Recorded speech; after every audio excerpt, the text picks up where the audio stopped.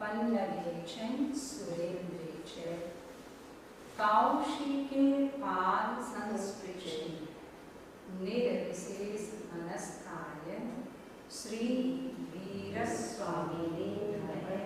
श्री वीरस्वामिने नमः। आराध्य देव के चरणों में वंदना। समुपस्थित जिज्ञासु आत्मा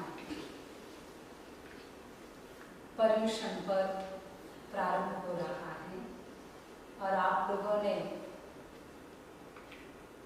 ईमेल चेक की होगी और उसमें एक शब्द लिखा हुआ था महाविद्य क्षेत्र की यात्रा।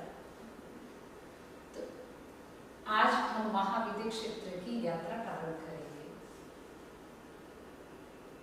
लगभग सभी भक्तों के मन में जिज्ञासा रहती है कि हम लोग इतना सुनते हैं, इतना करते हैं, लेकिन महाविद्य क्षेत्र है कैसा? क्या हम जा सकते या नहीं जा सकते? मैं आपसे प्रश्न पूछूं कि क्या हम महाविद्य क्षेत्र की यात्रा कर सकते हैं? क्या वहां पे हम जाकर के श्रीमंदिर भगवान का साक्षात्कार कर सकते हैं? क्या उनके समवत शरण में उनकी भाषा, उनके प्रवचन का लाभ ले सकते हैं? सभी सोच रहे होंगे कि जा सकते या नहीं जा सकते। तो जाना है पक्का?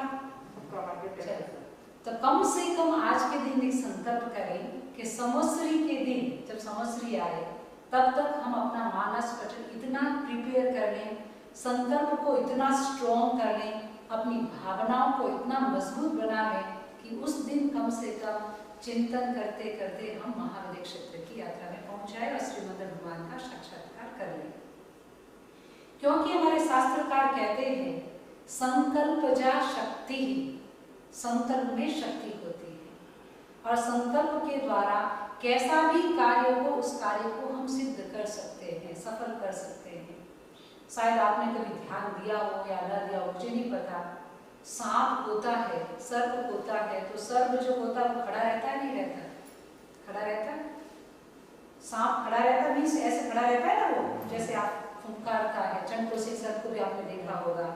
भगवान महावीर की पिक्चर जब कभी देखते हैं तो उसको देखा होगा, तो वैसा देखते हैं ना कि सांप खड़ा है।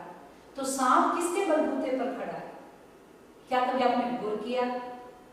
क्या सांप के अस्थि रचना होती है? हड्डियां होती है? कभी चिंतन किया? क्योंकि बिना बोन्स खड़े कैसे रहेंगे? बोन्स तो चाहिए और बोन्स में फ्लेक्सिबिलिटी भी चाहिए, तभी हम खड़े हो सकते हैं, मूव हो सकते हैं। लेकिन कहते हैं कि सांप में वो स्ट्रक्चर नहीं होता, हड्डियों का, अस्थियों का, उसके बावजूद भी वो खड़ा रहता है संकल्प के बल पे। तो संकल्प में इतनी शक्ति होती है, तो चाहे तो हम महाविद्य क्षेत्र की यात्रा के लिए जा सकते हैं, तैयारी कर सकते हैं और श्रीमंदिर भगवान का साक्षात्कार कर सकते हैं। तो प्रभु का साक्षात्कार करने से पहले हमें अपनी यात्रा की तैयारी करनी होगी। जब आप इंडिया जाते हैं, राइट, तो इंडिया जाते हैं तो 2 महीने पहले, 4 महीने पहले, कितने महीने पहले टिकट ले लेते हैं और वही ऑफ आता है, कोई ऐसे डील आती है तो चाहे 7-7 महीने, 8-8 महीने पहले बुक कर लेते हैं, राइट। और उससे इंडिया जाने से पहले आपको कितनी तैयारी, शॉपिंग की, खाने की, सबकी तैयारी करते हो। लेकिन इतनी लंबी यात्रा करनी है, तो इंडिया तो यही है, भारत क्षेत्र में, कहीं बाहर नहीं। हमें इतनी लंबी यात्रा करनी है तो उसकी यात्रा के लिए प्रिपरेशन भी तो चाहिए। पहले हमें जानकारी चाहिए कि कौन से रास्ते से जाएंगे, यदि वहां जाएंगे तो कहीं भ्रांति ना हो जाए कि हम कहाँ आ गए, उसकी जानकारी भी चाहिए, राइट। तो उसकी पूरी बैकग्राउंड तैयार करनी होगी। बैकग्राउंड तैयार करते करते हमें वहां पहुंचना है। तो सबसे पहले हम चर्चा करेंगे कि तीर्थंकर जो होते हैं, महाविद्य क्षेत्र की यात्रा को क्यों चयन किया हमने? क्योंकि कोई तीर्थंकर नहीं है। मीना बहन बोल रही है कि भरत क्षेत्र में अभी कोई तीर्थंकर नहीं है, इसलिए हमने महाविद्य क्षेत्र की यात्रा का चयन किया है। और इस बात को हम सब जानते हैं कि देश काल की परिस्थिति सदा एक सी नहीं रहती। यहाँ तीर्थंकर क्यों नहीं है? क्योंकि समय बदलता रहता है, समय परिवर्तनशील है। तो जब समय परिवर्तन होता है तब कभी उत्थान होता है, कभी पतन होता है, कभी धर्म का भी उत्कृष्ट प्रबल जोर होता है और कभी कभी धर्म में भी शिथिलता आती है। समय का बड़ा प्रभाव है, राइट।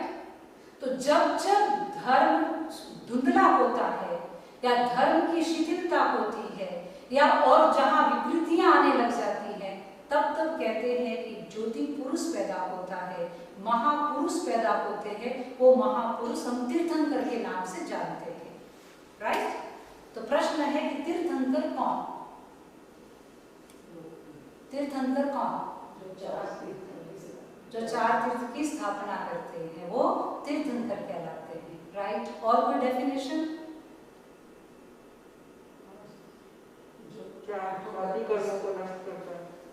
ठीक है, चार घाती कर्म का क्षय करते हो तीर्थंकर कहलाते हैं, ठीक है, ये भी ठीक है। और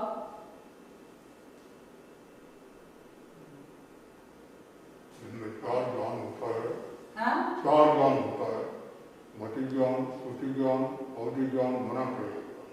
चार ही ज्ञान होते हैं। जब वो केवल ज्ञान प्रकट होने से पहले तीर्थंकर नहीं बने। तब वो जब मोक्ष प्राप्त कर लेते हैं तब उनमें पांचवा चार ज्ञान थे मालूम है। उस तीर्थंकर में तो केवल ज्ञान में सारे ज्ञान समाहित थे, क्यों अशोक जी, राइट। जब केवल ज्ञान होता है तो चारों ज्ञान उसमें समाहित हो जाते हैं। जब केवल ज्ञान प्रकट होता है तब तीर्थ की स्थापना करते हैं, उपदेश देते हैं। जब वो जन्म लेते हैं तीर्थंकर, जब जन्म लेते हैं तब उनमें अवधि ज्ञान, या राइट। जब जन्म लेते हैं तब वो तीर्थंकर नहीं कहलाते, राइट। वो द्रव्य तीर्थंकर है। द्रव्य तीर्थंकर तो है, तो जन्म के साथ अवधि ज्ञान होता है। जब दीक्षा लेते हैं तब चौथा ज्ञान मनय प्रयोग ज्ञान होता है, राइट। लेकिन सारी साधना किसके लिए? केवल ज्ञान के लिए। तो साधना करने के बाद में जब से केवल ज्ञान प्रकट होता है तब वो तीर्थ की स्थापना करते हैं, उपदेश देते हैं, राइट। तीर्थ की स्थापना करते हैं तब वो तीर्थंकर कहलाते हैं, राइट। ठीक है ना। चार यानी पांच जो केवल ज्ञान होता है हमें। तीर्थ का एक अर्थ है आगम। तीर्थ का एक अर्थ क्या है? आगम। और तीर्थ का एक अर्थ आगम, और आगम के आधार पर जो चतुर्विध धर्म संघ की स्थापना करते हैं, मीन्स आगम का परूपण भी तीर्थंकर ही करते हैं और धर्म संघ की स्थापना भी, चतुर्विध धर्म संघ की स्थापना भी तीर्थंकर ही करते हैं, वो तीर्थ कहलाते हैं, राइट। तीर्थ मीन्स आगम, और आगम की स्थापना करने वाले तीर्थंकर। वैसे तो आगमों की रचना आप कहोगे देवदिगणी ने की, राइट। उत्तरवर्ती आचार्य गणधरों ने की, सॉरी देवदिगणी नहीं गणधरों ने की। लेकिन वाणी किसकी? आगम हम किसके मानते? तीर्थंकर भगवान के मानते, राइट। सो तीर्थ का एक अर्थ होता है आगम, और तीर्थ का एक व्युत्पत्ति अर्थ यदि हमें करें, तीर्थ की व्युत्पत्ति अर्थ ये है तरन्ति संसार महार्णवम येन तत् तीर्थम। तरन्ति संसार महार्णवम येन तत् तीर्थम, जिसके द्वारा संसार महार्णवम, महार्णवम मीन्स समुद्र, जिसके द्वारा संसार समुद्र पार किया जाता है वह तीर्थ कहलाता है। तीर्थ में आए बिना तो संसार समुद्र पार नहीं होगा, राइट। तो जिसके द्वारा संसार समुद्र का पार के व्यक्ति जिसके द्वारा संसार समुद्र को पार कर लेता है वह तीर्थ कहलाता है, और इस तीर्थ के जो प्रवर्तक होते हैं वो तीर्थंकर कहलाते हैं। तो चतुर्विध धर्म संघ कौन? साधु और साध्वी, श्रावक और श्राविका, ये तो तीर्थ हुआ ना। तो चाहे वो श्रावक हो, चाहे श्राविका हो, और चाहे साधु हो, चाहे साध्वी हो, जो आगमों के आधार पर अरिहंत वीतराग भगवान की वाणी के आधार पर जो साधना करता है और अपनी मंजिल को प्राप्त करता है, मीन संसार समुद्र को पार कर लेता है, वही तीर्थ और उसका परूपण करने वाले का क्या कहलाते हैं? तीर्थंकर। एक तीर्थ का अर्थ सामान्य अपन करते हैं घाट। घाट करते हैं ना। घाट का मतलब क्या? किनारा, या राइट, किनारा, राइट। तो संसार समुद्र के किनारे को पार लगाने वाले भी कौन कहलाते हैं? तीर्थंकर। तीर्थ का जैसे आपने किनारा किया वैसे सेतु भी कर सकते हैं। सेतु कर लो, ब्रिज कर लो। जैसे किसी नदी को पार करना है तो हमें ब्रिज चाहिए, सेतु चाहिए, और सेतु के द्वारा, ब्रिज के द्वारा कोई भी कैसा भी व्यक्ति हो वह व्यक्ति उस नदी को पार कर लेता है। ठीक वैसे ही धर्म शास्त्र रूपी सेतु के द्वारा व्यक्ति अपनी नैया को पार कर सकता है, राइट। तो तीर्थंकर कहलाते। तीर्थंकर ये बोल रहे हैं कि तीर्थंकर के बारे में आप जानते हैं, और हमारे भारत क्षेत्र में कितने तीर्थंकर हुए? 24 तीर्थंकर। वर्तमान में कितने तीर्थंकर है भारत क्षेत्र में? मैं भारत क्षेत्र में नहीं, महाविद्य क्षेत्र देखो, हाँ 20 तीर्थंकर महाविद्य क्षेत्र में। ऐसा समझो, पर्यूषण है ना थोड़ा, तो थोड़ा अपनी थोड़ी ऊपर से जानकारी होनी चाहिए। एक पूरा काल चक्र होता है, और काल चक्र कितने कोड़ाकोड़ी सागर का होता है? कितने कोड़ाकोड़ी सागर का आता है? आपको रिमाइंड कराने की जरूरत है मुझे। 20 कोटाकोटी सागर का एक काल चक्र होता है। तो काल चक्र के दो भाग कर दो, अवसर्पिणी, उत्सर्पिणी। अवसर्पिणी मीन्स जो नीचे की तरफ आता है, उत्सर्पिणी मीन्स एसेंडिंग का और डिसेंडिंग का। अवसर्पिणी जो 10 कोड़ाकोड़ी सागर का होता है, और उत्सर्पिणी भी 10 कोड़ाकोड़ी सागर का होता है, राइट। हम अभी अवसर्पिणी काल में जी रहे हैं। वो तीर्थंकर भी जो है वो भी अवसर्पिणी काल के ही, राइट। तो अवसर्पिणी के हम लोग जम्बू द्वीप क्षेत्र में हैं। अवसर्पिणी काल के जम्बू द्वीप के भरत क्षेत्र में हम साधना कर रहे हैं, इतना तो पता है ना। तो अवसर्पिणी काल का हमारा जो क्षेत्र है वो अभी आरा कौन सा चल रहा है? 5वां आरा, राइट। तो हम लोग भरत क्षेत्र में जम्बू द्वीप, वैसे देखो तो जो मनुष्य है, राइट, मनुष्य 2.5 द्वीप में ही होते हैं और कहीं नहीं होते। वैसे तो लोक में असंख्य द्वीप है, असंख्य समुद्र है, असंख्य द्वीप और असंख्य समुद्र है, अनकाउंटेबल। कितने द्वीप होंगे, कितने समुद्र होंगे जिसका हम काउंट नहीं कर सकते हैं। लेकिन मनुष्य क्षेत्र है वो 2.5 द्वीप, और ज्यादा से ज्यादा देखो तो 2 समुद्र भी आ जाएंगे, राइट। 2 समुद्र भी आ जाएंगे, क्योंकि 2.5 द्वीप कौन से?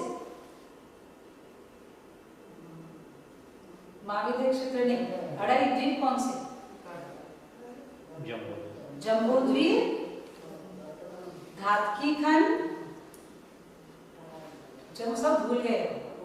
इसलिए पर्यूषण अच्छा है, एटलीस्ट पर्यूषण आए तो थोड़ा कम से कम वापिस मेमोरी को रिकॉल करते हैं। याद है जम्बू द्वीप, लवण समुद्र, तो उसके ऊपर समुद्र है, राइट। फिर धातकी खंड, फिर कालो नदी समुद्र, उसके ऊपर फिर मनुष्य पर मानुषत्तर पर्वत।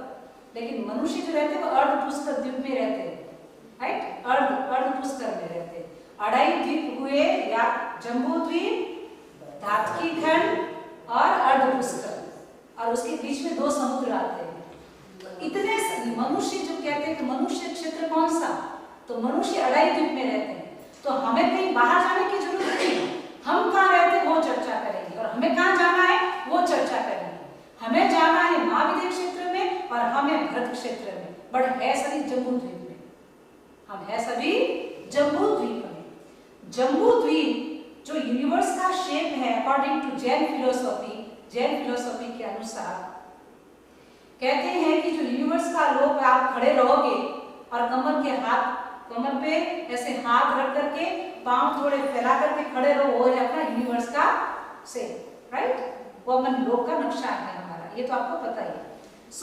एक नीचे का लोक होता है, अधोलोक कहते हैं उसको, एक ऊपर का लोक है उसे ऊर्ध्वलोक कहते हैं, और एक बीच का लोक है उसको बोलते हैं मध्य लोक। और जो मध्य लोक होता है वो मध्य लोक जो 1 रज्जु चौड़ा और 14 रज्जु विस्तार वाला मध्य लोक होता है, और उस मध्य लोक के बीचों बीच 1 लाख योजन का जम्बू द्वीप होता है, उसमें हम सब हैं।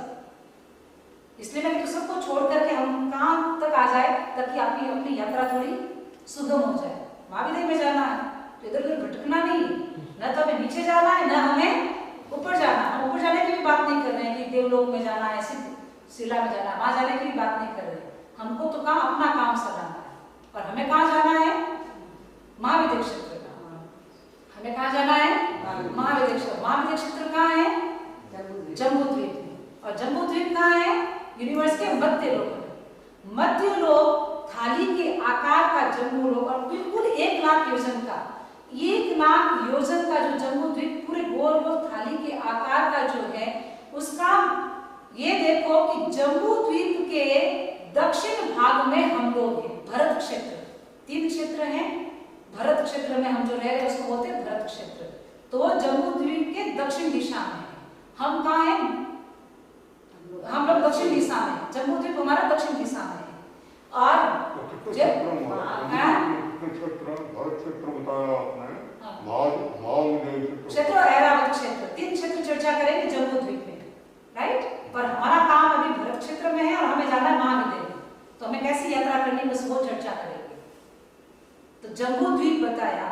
जम्बू द्वीप जो है वो मध्य लोक में है, राइट। जो हमारा यूनिवर्स है उस यूनिवर्स के मध्य लोक में है और जम्बू द्वीप 1 लाख योजन का है। मध्य लोक तो बड़ा है क्योंकि असंख्य, मैंने कह दिया असंख्य द्वीप है, असंख्य समुद्र है। तो असंख्य द्वीप, असंख्य समुद्र, इसका मतलब है कि मध्य लोक जो है वो 1 रज्जु का है, चौड़ा, और 14 रज्जु का विस्तार वाला है, राइट। लंबाई में 14 रज्जु का है, लेकिन उसके पीछे कितने द्वीप, कितने असंख्य द्वीप, असंख्य समुद्र। हमें वहां नहीं जाना, हमें तो हमारा काम करने के लिए सिर्फ जम्बू द्वीप पर फोकस करेंगे और वहां में भी आगे जाना है, कहां फोकस करना है। जम्बू द्वीप में भी, जो जम्बू द्वीप हमारे, जम्बू द्वीप में 3 क्षेत्र है, भरत क्षेत्र, ऐरावत क्षेत्र और महाविदेह क्षेत्र। जैसे हम लोग हैं वैसा ही वैसा एक क्षेत्र और है जिसको बोलते हैं ऐरावत क्षेत्र, और एक क्षेत्र और है उसको बोलते हैं महाविदेह क्षेत्र। तो जम्बू द्वीप की दक्षिण दिशा में तो है भरत क्षेत्र और उत्तर दिशा में है महाविदेह, सॉरी उत्तर दिशा में क्या बोला? ऐरावत क्षेत्र। महाविदेह नहीं, कौन बोला महाविदेह? ऐरावत क्षेत्र, राइट। लेकिन जम्बू द्वीप के बीचों बीच के दोनों पूर्व और पश्चिम में जो है वो है महाविदेह क्षेत्र। इसलिए आपने कभी सुना होगा श्रीमंदिर भगवान की स्तुति करते हैं, श्रीमंदिर भगवान को वंदना करते, तो कौन सी दिशा में वंदना करते हैं? पूर्व दिशा में, राइट। उत्तर पूर्व का कोण अपन सेलेक्ट करते हैं। काफी लोग सुबह उठ के वंदना करते हैं, चर्चा करते हैं, राइट। तो हमें जानकारी होनी चाहिए पहले है कहाँ। तो पूर्व और पश्चिम, महाविदेह क्षेत्र है वो पूर्व और पश्चिम है। यदि मैं ज्यादा और डिटेल में जाऊंगी तो फिर महाविदेह क्षेत्र में कितनी विजय उतना डिटेल में मुझे नहीं जाना है, मेरे को तो यात्रा करनी है, राइट। लेकिन इतना ध्यान होना चाहिए कि महाविदेह क्षेत्र कहाँ है? पूर्व और पश्चिम में, और हम कहाँ हैं? जम्बू द्वीप के। याद रखना, जम्बू द्वीप के। भरत क्षेत्र का पूर्व पश्चिम मत देना। जम्बू द्वीप का हम भरत क्षेत्र जो है वो दक्षिण दिशा में, ऐरावत क्षेत्र है वो उत्तर दिशा में, और महाविदेह क्षेत्र है वो पूर्व और पश्चिम में। तो हमें यात्रा करनी है अभी महाविदेह क्षेत्र की। और महाविदेह क्षेत्र का एक ऐसी विशेषता है, जैसे यहाँ पर काल चक्र बदलता है। भरत क्षेत्र में जैसे पहला आरा, दूसरा आरा, तीसरा आरा, अभी कौन सा आरा है? 5वां आरा। तो अभी कोई तीर्थंकर नहीं है। तो जैसा आरे की व्यवस्था, समय की व्यवस्था भरत क्षेत्र में है, ठीक वैसी व्यवस्था ऐरावत क्षेत्र में भी है। ऐरावत में भी पहला, दूसरा, चौथा, 5वां और 6वां आरा, ऐसा समय बदलता। लेकिन पूर्व और पश्चिम जो महाविदेह क्षेत्र का एरिया है उस क्षेत्र में कभी समय बदलता नहीं। उस क्षेत्र की विशेषता है, वहां हमेशा चौथा आरा वर्तन करता है। महाविदेह क्षेत्र यात्रा में हमेशा कौन सा आरा रहता है? चौथा। और तीर्थंकर कौन से आरे में होते हैं? तीसरे और चौथे। सिर्फ चौथे मत लेना, तीसरे और चौथे, राइट। जब धर्म क्षेत्र से कर्म क्षेत्र की व्यवस्था प्रारंभ होती है आरों में, तो कहते हैं कि पहला आरा होता है, जैसे भी अवसर पीढ़ी का सुषम सुषमा, सुषमा, फिर सुषम दुष्मा, फिर दुषम सुषमा, फिर दुषम दुषम दुष्मा। अभी 5 आरा तो दुषम है, राइट। लेकिन चौथा आरा अपना तीसरा और चौथा, और वहां महाविद्या का चौथा आरा। तो चौथे आरे में महाविद्या का जो अपना चौथा आरा जैसा होता है, वहां पे तीसरा आरा प्रारंभ हो जाता है। तो चौथा आरा हमेशा चौथा आरा वर्तन करता है महाविद्या क्षेत्र में। तो जहाँ चौथा आरा होता है वहाँ तीर्थंकर भी होते हैं, हमारी जैसी परिषद भी होती है, हमारे जैसे मनुष्य भी होते हैं। तो जैसे तीर्थंकरों का समवसरण लगता है, वैसे वहां पे तो हमेशा तीर्थंकरों का समवसरण लगता है।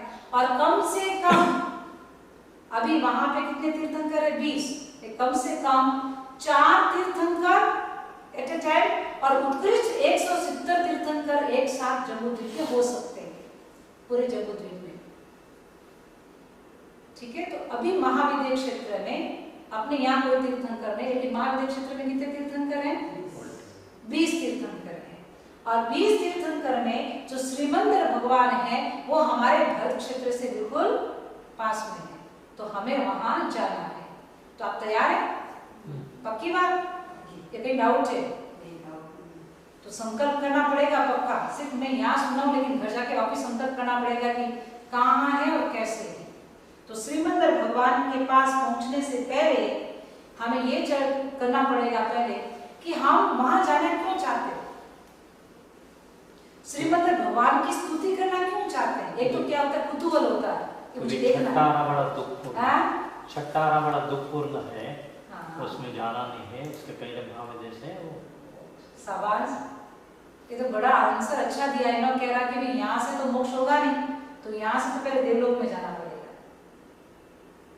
अशोक जी, यहाँ से तो पहले देवलोक में जाना पड़ेगा। देवलोक के बिना तो पहले वहां पैदा ही नहीं हो सकते। यहाँ से जो स्तुति करेगा, राइट, जो स्तुति करेगा भक्ति पूर्वक अहोभाव के साथ आराध्य की स्तुति करेगा, वो सम्यक प्रिय होगा। और जो सम्यक प्रिय होगा उसकी गति निश्चित वैमानिक है। देवगति में भी कौन सी गति? देवगति में भी कौन सी गति? वैमानिक। देवता कितने प्रकार के? 4 प्रकार के। अच्छा, बड़े अंदर से अंदर निकलता है। देखो, भवनपति देव, व्यंतर देव, ज्योतिष देव और वैमानिक देव।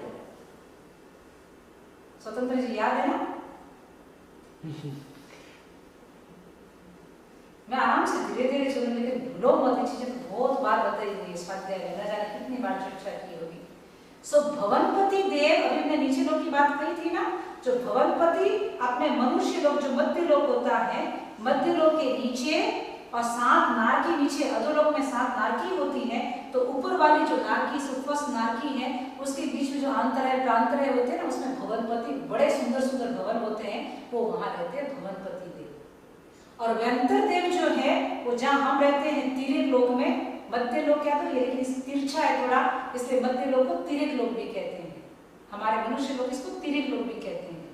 तो यहाँ व्यंतर लोग रहते हैं। व्यंतर मीन्स भूत, प्रेत, राक्षस, किन्नर, किम पुरुष, ये जितने भी मिथ्यात्वी देवता होते हैं, जितने भी सपोर्ट करने वाले देवता होते हैं, जितने भी कुल देवता होते हैं, वो सारे के सारे कौन से में जाएंगे? व्यंतर देव में जाएंगे। अपन जो मानते हैं ना, किसी को माने, कुल देवता को माने या और किसी देवता को माने, ये सारे देवता कौन से में आएंगे? व्यंतर देव में। और भी आप कहते हैं ज्योतिष देव, सूर्य, चंद्र, ग्रह, नक्षत्र, इनको भी देव मानते हैं। ये कौन से देव हैं? ज्योतिष देव। लेकिन ये भी कहाँ है?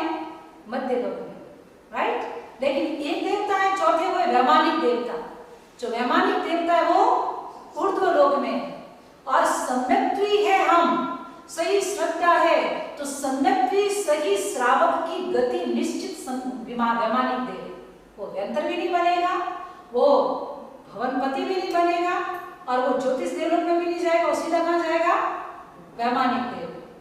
और यदि हमें महाविद्या में जाना इन्होंने कहा, लेकिन ये ऐसा होगा कि यहाँ से अच्छे कर्म करेंगे तो वैमानिक गति, और वैमानिक गति से देवता से हम वापिस या तो देवता बनेंगे नहीं और नारकी में भी जाएंगे नहीं देवता से, देवगति से, तो फिर महाविद्या में मनुष्य बन सकते हैं, तिर्यंच बन सकते हैं।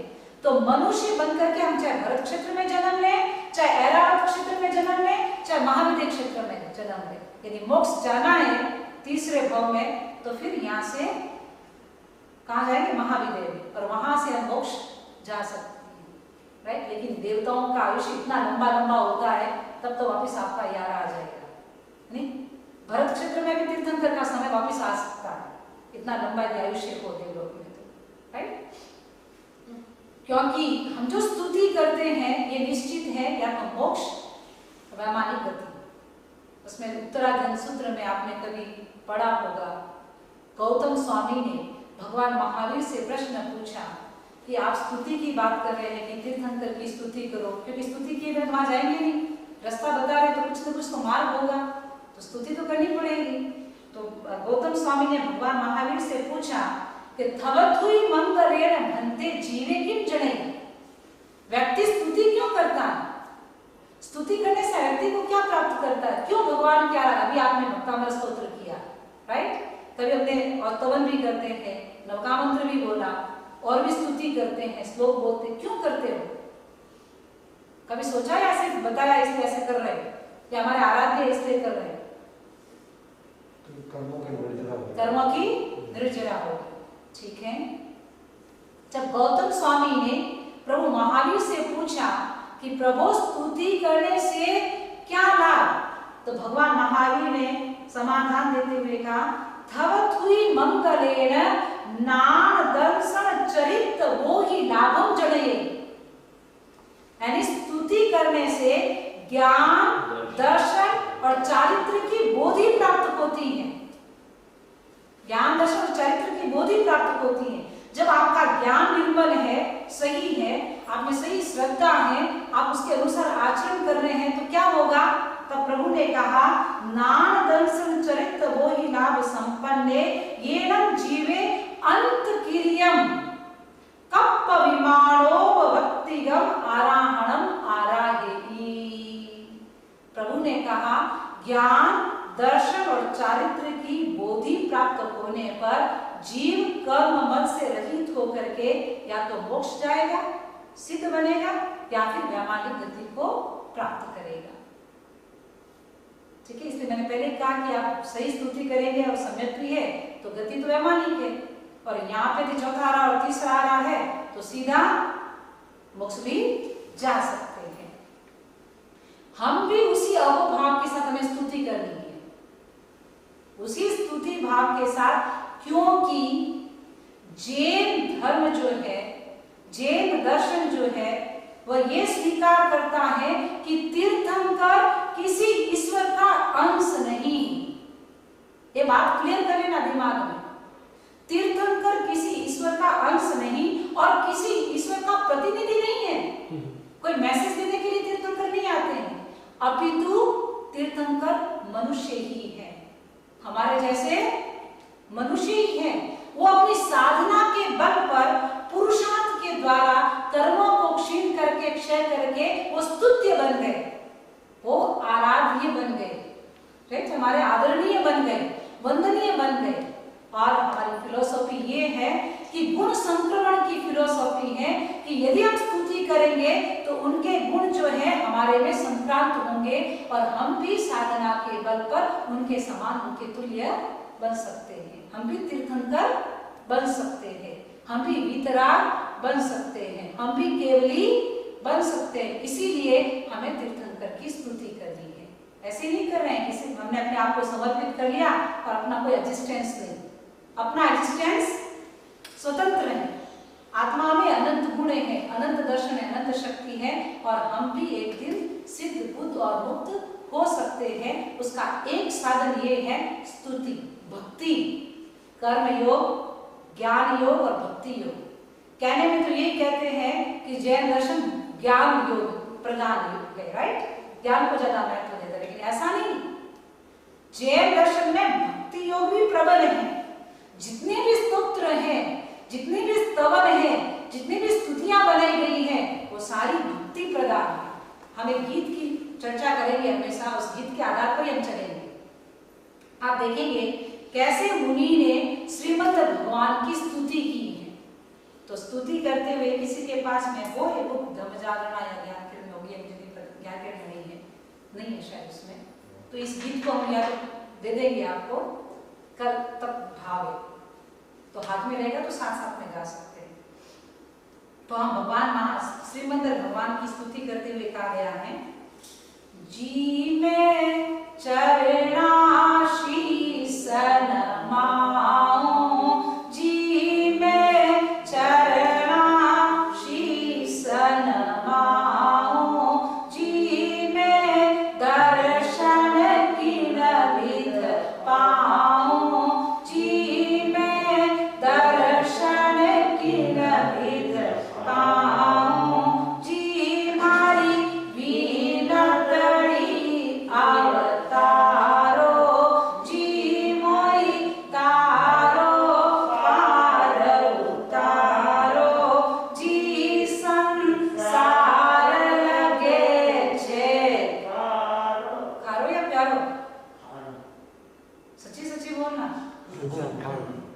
ऐसा नहीं लिखा है, लेकिन ये ऐसे भाव आएंगे ना तभी वहां तक पहुंचेंगे। इसलिए अहोभाव प्रकट करना, जब तक जितना भीतर में अहोभाव नहीं आएगा, जितने भावों की श्रेणी नहीं बढ़ेगी, तब तक हम एक स्टेप बाय आगे नहीं बढ़ेंगे। हमें तो स्टेप बाय स्टेप आगे बढ़ना है और इस संकल्प करना है कि मुझे वहां पहुंचना ही पहुंचना है और उसका साक्षात्कार करना है। साक्षात्कार कर सकते हैं, उसके सोर्स में बता देंगे कैसे कर सकते हैं, वो आगे आएगा।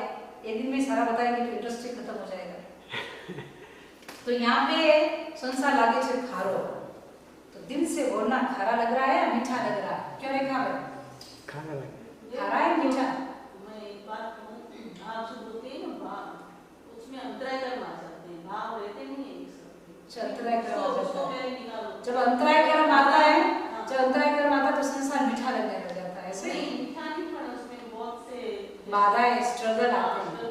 कोई बात नहीं, स्ट्रगल कितने भी आए, लेकिन भाव शुद्ध है। तो कहते हैं कि एक क्षण में भी भाव यदि बदल गए तो पूरी की पूरी भावधारा बदल जाएगी। जैसे मान लो स्ट्रगल तो बहुत आता है, जब भरत चक्रवर्ती है, पूरे चक्रवर्ती थे, 6 खंड का राज्य करने वाले थे, लेकिन शीश महल में बैठे हुए दर्पण के सामने अपने आप को निहार रहे थे। एक भावधारा बदली, कितनी भावधारा, छोटी सी, अंगूठी उतार रहे हैं और पहन रहे हैं, राइट? अंगूठी पहन रहे हैं, उतार रहे हैं, और इतनी सी भावधारा बदली की क्या है संसार। और वहां बैठे बैठे उनको क्या हो गया? केवल ज्ञान हो गया। तो कितना भी हो उसके लिए भी प्रयत्न करेंगे। इसलिए तो पर्युषण आता है कि सुबह शाम जितना आप आत्म स्नान कर सकते हैं, जितना आप तपो स्नान कर सकते हैं, जितना आप जप कर सकते हैं, स्वाध्याय कर सकते हैं, स्तुति कर सकते हैं, उतना आप करो। लेकिन कौन सा क्षण कब अपना जीवन धारा को मोड़ दे, और हो सकता है अंतराय की बेड़ियां उसको भी तोड़ दे, राइट? तो वो भी टूट जाएगी। वो तोड़नी है, ये भाव पैदा करना है, लेकिन वो पैदा होना चाहिए। जब तक वो संवेग फोर्स पैदा नहीं हुआ, संसार में बैठ करके भी वो पैदा कर सकते हैं। ऐसा नहीं केवली अनंत हुए हैं, सिद्ध अनंत हुए। और आप कहते हैं तीर्थंकर तो कितने होते हैं?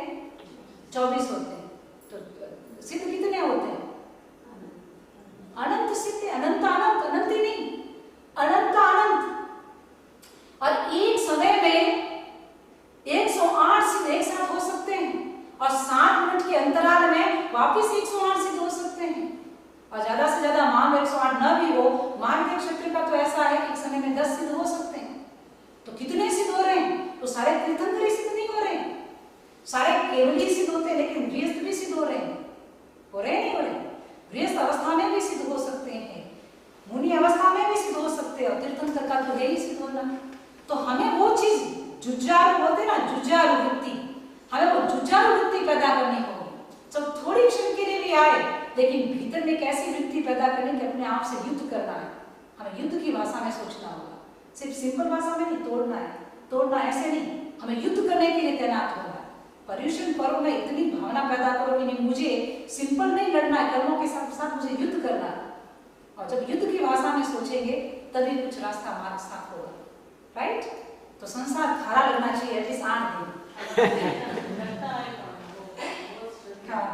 जी संसार लगे छे खारो, जी वैराग लगे छे प्यारो, जी मारा आवागमन निवारो, जी मारा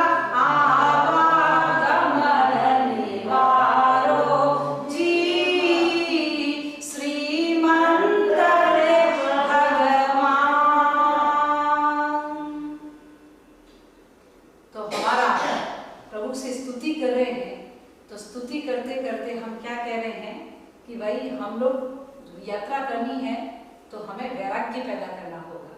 और इस क्षण मुझे संसार से कोई वास्ता नहीं, मैं रह रहा हूँ संसार में, लेकिन भीतर में एक वैराग्य की किरण पैदा करके, उस प्रकाश को पैदा करके, एक दीप लोक प्रज्वलित करके मुझे ये करना है कि प्रभु मैं आपकी स्तुति कर रही हूँ और मेरा आवागमन मिटाना। आवागमन मीन्स संसार में आना जाना, वो भी मिटाना, और जो स्ट्रगल आ रहे हैं वहां तक पहुंचना। महाविद्या क्षेत्र यही थोड़ी ना है। अभी आपको इंडिया से अमेरिका आना है तो भी आप बोलते हैं कि हम बाई ट्रेन तो ही, बाई ट्रेन आ सकते हैं क्या? नहीं आ सकते है ना। तो कितने समुद्र पार करके आते हो। तो महाविद्या क्षेत्र तो नहीं, वो तो इंडिया और ये सब भरत क्षेत्र में है। तो महाविद्या क्षेत्र में तो न जाने कितने समुद्र बीच में होंगे, कितनी खाड़ियां बीच में होगी, कितने पहाड़ बीच में होंगे। तो आवागमन मिटाना तो है ही, ये हमारा लक्ष्य है। इसलिए हम स्तुति कर रहे हैं आपकी कि हमारा भव भ्रमण कम हो जाए और एक दिन मैं आपके जैसा हो जाऊं। लेकिन उससे पहले, आपके जैसे बनने से पहले मैं आपका इन चर्म चक्षुओं के द्वारा एक बार साक्षात्कार करूं। और साक्षात्कार करने के लिए समय लगेगा, एक ही दिन में नहीं। आज तो प्रारंभ किया है, तो आगे देखेंगे कि श्रीमद् भगवान का कैसे साक्षात्कार होता है। इन्हीं शुभभावनाओं के साथ ओम अरहम, ओम अरहम, ओम